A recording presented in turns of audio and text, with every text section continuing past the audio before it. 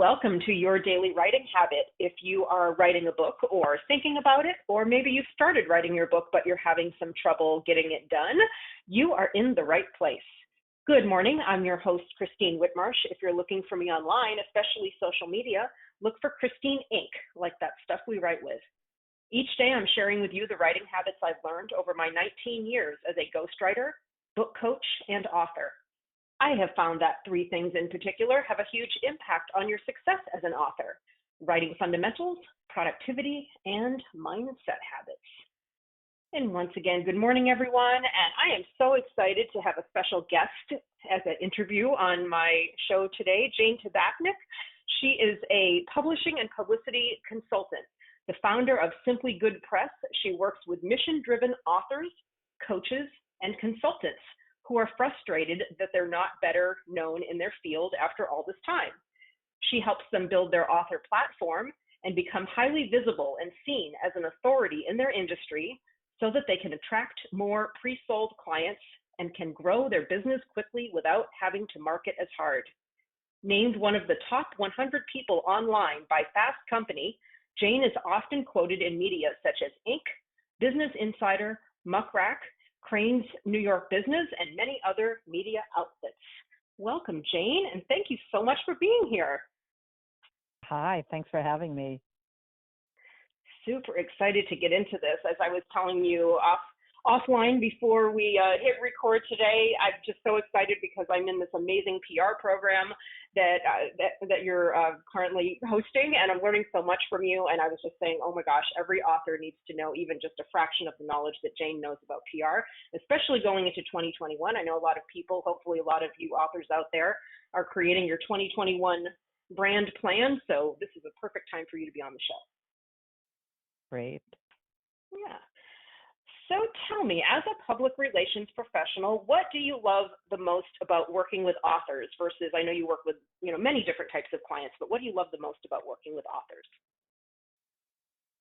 I love all my clients, but authors are really special. They've just accomplished their Mount Everest. They've written a book that's probably been an idea in their brain for so long, and they made it happen. And they often have a message to share, and they want to impact and reach more people. And I love being able to help them do that. That's awesome, and that's so true. Everything that you just said, that's why I love my world of authors that I live in. And moving into 2021, as I was saying, I know many people listening are cheering at the thought of moving into 2021 away from 2020. But moving into the next year, what are you seeing in PR that you would like people, especially authors, to be aware of? You don't have to do predictions unless you want to make some predictions, but more general observation about what's happening in PR and things that we might see even more of next year. Sure. So I think the first thing I'd say is to get in the game. The media need stories. They need you. So they're looking for you. But that said, they're also really short-staffed and stressed out like the rest of us. So you really need to pitch well. And what do I mean by that? I mean offering them the right story, one that would be of interest to their audience. So it's the right journalist. So it means doing your research. It doesn't take a lot of research, but actually not using a scattergun, I think that's what you call it, approach. Like, don't just do a big spam blast. Do your research. Better to send one really targeted email or pitch than to just send out tons of them. So specific, customized pitches, and make it easier for them to do their job. So include the right info about the pitch, and bonus points if you have great photos or videos to support your story. That's awesome, and I love what you're saying about kind of what I call like a laser beam versus a spotlight approach, and this is something I talk about with my authors all the time when I'm encouraging them to come up with a very specific target audience for their books. And I say, laser beam you can see from outer space, like the Luxor, I say, at the top of the big Luxor Hotel in Las Vegas. You can see that from outer space more than you can see like a spotlight on a Hollywood carpet. So I think, that laser approach is so useful in so many different ways. I like that analogy. Can I borrow it? Yes, you can. You can quote me. It's one of my most Excellent. one of my Christineisms that I give to my authors all the time, because when I say, and you know this because you work with authors obviously so much, just not just PR, but you also work with them in publishing solutions. And so when you say, what's your target audience? Who's your target audience? And they say everybody in the world. I'm like, that's great. You're not going to talk to nobody's going to hear you if you try to talk to everyone. But if you talk to that one person who needs to read your book or will be more entertained by your book than anybody on the planet, just the strength of that laser beam, just the strength of that intensity and that focus, that will draw attention from other people that might not be, or would obviously not be, that one person, but they'll say, wow, what's going on over there? I see this like really bright light. And even though it's not on top of me, I'm just really interested in what's happening over there. That's just human nature. Great, great. Well said. Thank you. So what three pieces, if you had to narrow it down to, because you have so much advice, but three pieces of advice or strategies do you have for authors? So your three top pieces of advice going into the new year. Yeah, so the first thing, I'm going to repeat myself, but it bears repeating, is get in the PR game. Even if you're using a free tool like Help a Reporter Out, which is what I call a media matchmaking service, do that and be the airplane, not the helicopter. What I mean by that is many authors promote their book just before and after it comes out. That's the helicopter. Quick lift, quick descent, right? But your book is an asset that you can and should be promoting for a long time. So playing a long game, doing ongoing outreach, and by long game, I mean pitch local and smaller outlets and large ones. And this will lead to more press than just going after that one big hit in your dream publication. Was that three? Yes, I love that. I love that analogy, helicopter, airplane. We're coming up. We are the queens of analogies today, between laser beams and the spotlights, yes, and the airplanes and the helicopters. But that's how we know as storytellers. That's how we know that people, receive lessons and they really hear what you're saying, is through all of these literary tools like metaphors and analogies. So I love the helicopter, airplane thing. That's awesome. And so if you think about the myths and misconceptions, you probably hear quite a few, and you probably see a lot of them online on social media. What are the most prevalent myths or misconceptions about PR that you see, especially working with authors and other publishing industry professionals? What do they think about PR that's just simply not true? Yeah. So I think the first misconception is that we or the press can flip a switch and create press. And that's just not how it works. It's a process, and even if I know the right journalist at the right publication and we're friends, it doesn't mean that they're going to cover my authors.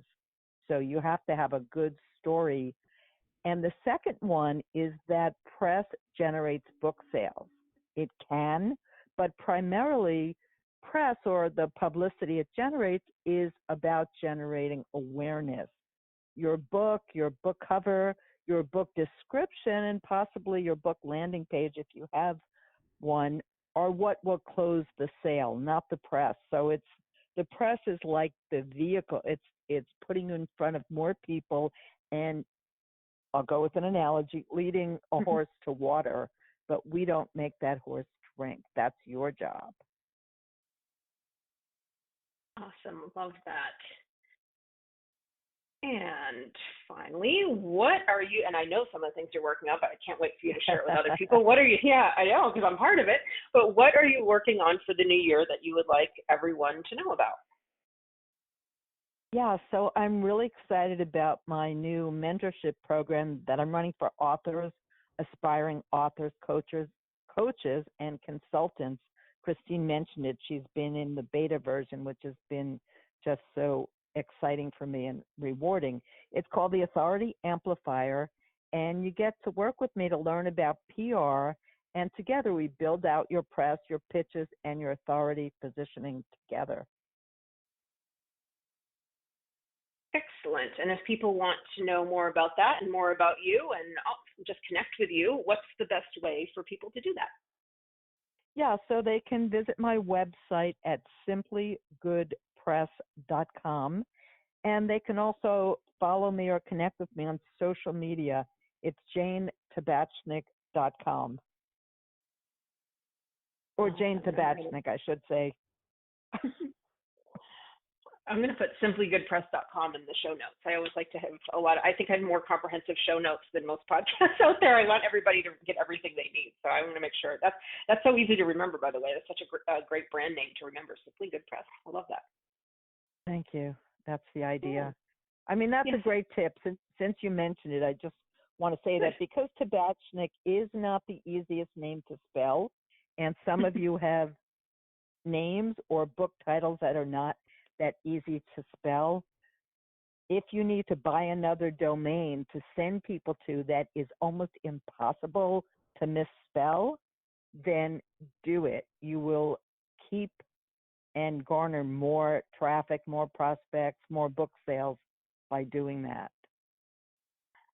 See, you're making me think now because I'm constantly spelling out Christine dash, like a hyphen, Inc., INK.com. And I've just become so used to it over the years, just spelling ink over and over again in my daily life. But I'm now wondering if this is something we'll have to talk about at some point, if there's, a better way to send people to my website than me constantly saying Christine dash, INK, like you write with.com. It's exhausting after a while. Yes. And it's still easier than Tabachnick's. I don't That's expect true. anyone I know. to get that. God bless you. I don't expect anyone to get that right, and that's okay. There's so many domains these days, but this has been great, and I know you've helped the authors that listen to me, so really want to thank you for being on the show today, Jane. This has been very, very informative and always fun talking to you. Well, thanks for having me, and to your publicity success. Thank you, Jane.